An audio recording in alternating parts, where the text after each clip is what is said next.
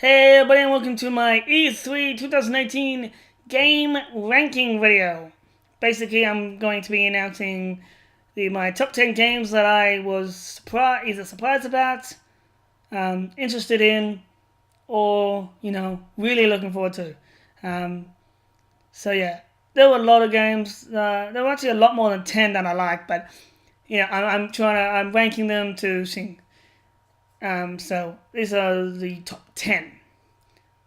No, actually, there wasn't that many. I mean, I would say maybe 30% of the games from E3 I'm looking forward to. But anyway, so make sure you like, comment, subscribe.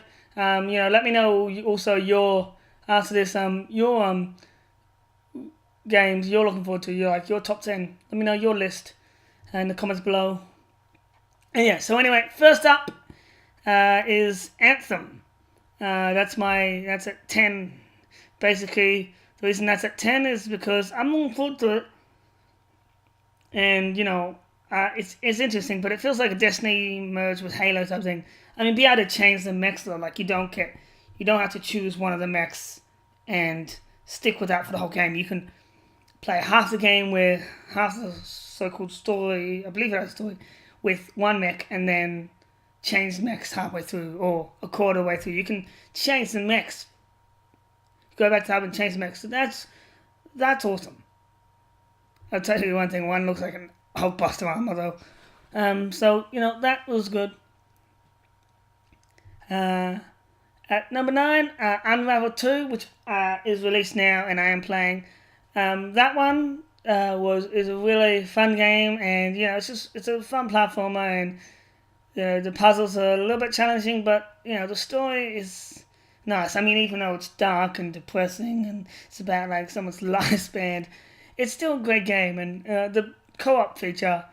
I mean, I haven't recorded co-op because I don't have people over constantly. But when I go to my my parents' house, and my sister's there, I do play co-op with my sister, my little sister, and it's fun to play co-op. I mean, the co-op feature is awesome.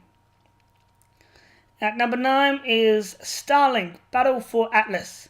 So basically, this game wouldn't have made it into my top 10 videos if it wasn't for the fact that a certain character team appears in it, and that is Star Fox. This is a Ubisoft game, and just like Mario Plus Rabbids, they've put Star Fox in it, and so with that, I'm actually really excited for this game, and I love Star Fox. I love the gameplay style of Star Fox, so I'm looking forward to that game. And yeah, at number 8 is Ghost of Tsushima. I think that's how you pronounce it. Basically, it's that Ronin samurai game where you play as a Ronin, which is a samurai that basically he wanders and helps people. He doesn't serve the shogun and all that. And that game looked really awesome. The style game, I like samurai games and just thing. So I'm willing for that game, and yeah. Next up is Horizon Horizon 4. Sorry, don't know why. I just couldn't say it for a second. So that game, I'm also looking forward to, mainly because it's online, free roam, kind of open world. You can just drive around, race your friends, and fun things. The seasons were brilliant. I like the winter season the best because, well, you can go over the water, over the ice, and yeah, I mean, that'd be a great, just a lazy live stream based game. So that's what I'm looking for. I'm looking forward to that game for the whole, just sitting back, playing it, live streaming, just random driving cars, crashing into the walls, crashes, because it's real time online gameplay, so there's going to be crashes. It's going to be fun. Next up, after that, number 5 is the Devil May Cry 5. Now that, oh my goodness, as soon as I saw Dante, I was like, oh my goodness, what's going on here? Is this, I actually couldn't remember the name for a second, even though it was on the side of the van. I wasn't really paying attention to the van. So but when I saw, I was like, oh my goodness, this is this, and yeah, so I'm really excited. It's basically a original sequel to the last Devil May Cry game, and yeah, it's a proper sequel. So I'm really excited for that. Next up, this one was announced during E3, but it was also announced before, and the gameplay and all that and trailer was announced after. But it's still on the list. Still number 4, Assassin's Creed Odyssey. Now this would be higher, would be at number 2 if it wasn't for the other games. They are the other games that beat it only because of it. Like they shocked me and they really they were announced like I didn't even know they were coming. Type games. This would be at number 2, but because and if it wasn't also for the number 1 game, it would be at number 1. I do like the Assassin's Creed games. Ubisoft does brilliant Assassin's Creed games. The way they make the story blend in with the history, brilliant. Always brilliant. So anyway, so Assassin's Creed Odyssey is a number 4. Being in ancient Greece during the Peloponnesian War, so Sparta and all that, brilliant. I mean, I'm kind of disappointed about. Actually, I will say it did lower because I'm disappointed there's no Japan game, but the Japan Assassin's Creed. But this is still good. At least they announced another one. At number 3, again, this one would be higher, but there was a game above it that I was actually really excited to see. But Kingdom Hearts 3. I'm really excited for this game, just like probably most of the people who are Kingdom Hearts people. It is the final game in the season, and I'm a little disappointed about it. I wouldn't mind more, but I'm really excited for. Still no Incredibles in there. I mean, they could still show it like on after when it releases next year, but I'm excited for the game.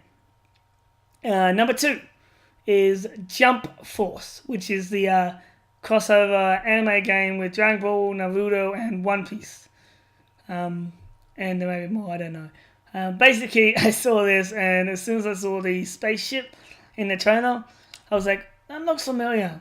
Now, the reason I didn't pick it up straight away is because actually I have seen that spaceship in more than just Dragon Ball. But it was a Dragon Ball ship. Naruto, I didn't really recognize that.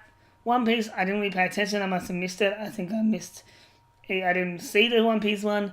And Naruto, I didn't really watch Naruto that much. I watched it more than I watched One Piece, but anyway. So basically, then when I saw Naruto, I'm like, what's going on here? Naruto game?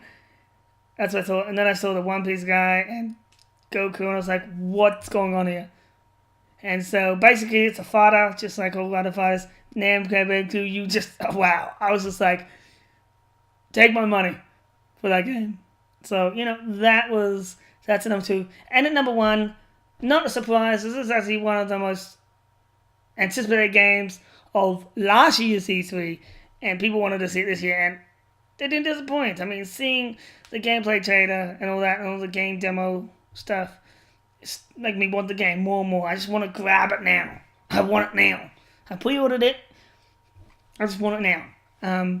Which is Spider-Man PS4. That's right, the PS4 Spider-Man game, exclusive PS4 Spider-Man game, which comes out in, I think it's September. But yeah, anyway, which I will be playing. I will be playing that on my channel, so make sure you subscribe for that. But I'm really looking forward to that game, and that's the one. So yeah, that's my game ranking. That are games I'm looking forward to. In the comments below, let me know what your game ranking is, what your number 1 is, what your number 10 is, and all that. Let me know your rank order for your games of E3. And, subscribe, because I will be playing these games, or trying to play as many of these games as possible. Some I may not get to. And yeah, let me know. Subscribe and check back every day, because I do all kinds of walkthrough videos, news videos, and all that, so make sure you stick around for them. Also, these are the other games I'm looking forward to, but they didn't really make the cut of the top 10, which is Gear Pop looked very interesting for a Android game, and Gear Tactics, because I like tactical games where you gotta, it's kind of like Mario, XCOM, and all that. XCOM, I like those tactic games because when I like tactic like based stuff. I like to command my troops to do things, and so I was thinking. Also, Captain Spirit looked interesting, like the imagination of a kid and all that. That looked interesting to think. Tales of Vespa, the remastered definitive edition, that also looked good. Dying Light, no, that didn't make sense. I mean, it looked cool, but I'm not into zombie games. Division 2, I'm not a shooter person, but I did kind of have some thoughts of that, along with Fallout 64 and Wolfenstein 2. Those 3 shooter games. I'm not in a shooter person, especially not MPV, but when story-based shooters, sometimes they do make it. So Halo Infinity kind of catches my eye. Those shooters with storylines, those first ones got to me. Mario Party looked pretty cool, and another one that almost made the top 10, but I just,